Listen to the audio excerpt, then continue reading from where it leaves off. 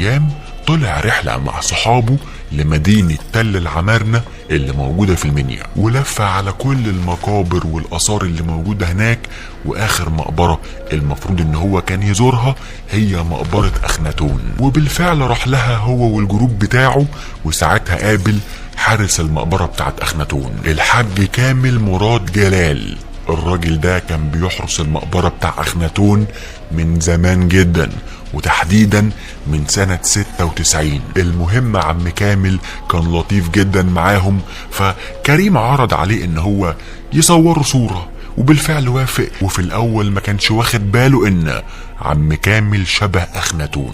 المهم بعد ما روح والرحلة خلصت بيبص في الصور ويتفاجئ بالشبه اللي ما بين اخناتون وعم كامل حارس المقبرة، فراح منزل الصورة على الفيسبوك وكتب شبيه اخناتون. طبعا الصورة لفت وانتشرت وعملت قلق، وانت اكيد شفتها. لحد هنا ممكن نقول ان دي صدفة، حاجة وارد ان هي تحصل، يخلق من الشبه 40 يا اخي. المهم بقى مش الشبه بس هو اللي غريب في الموضوع ده، وده لان عم كامل لما اتعامل معاه لقاءات وفي ناس استضافته قال كلام غريب الى حد ما. الكلام ممكن يكون اغرب من الشبه اللي بينهم ذات نفسه. الحاج كامل كان بيتكلم عن اخناتون بكل حب، وبيقول ان هو كان راجل مسالم وراجل كويس وكل الكلام الحلو ده يعني، لدرجة ان هو قال ان هو بيحب اخناتون من وهو صغير ومتعلق بيه حتى من قبل ما يعرفه.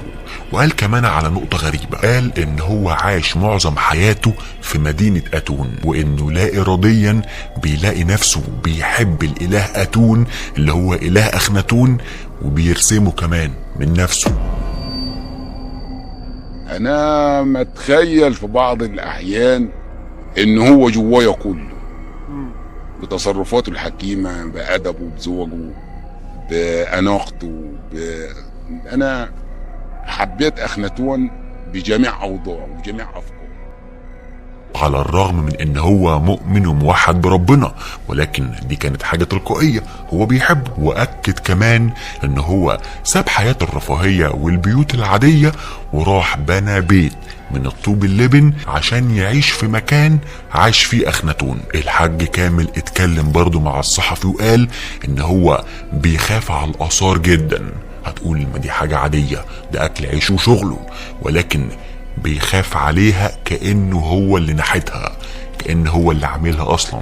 ده احساس من جواه. الغريب بجد بقى ان الصحفي لما سأله سؤال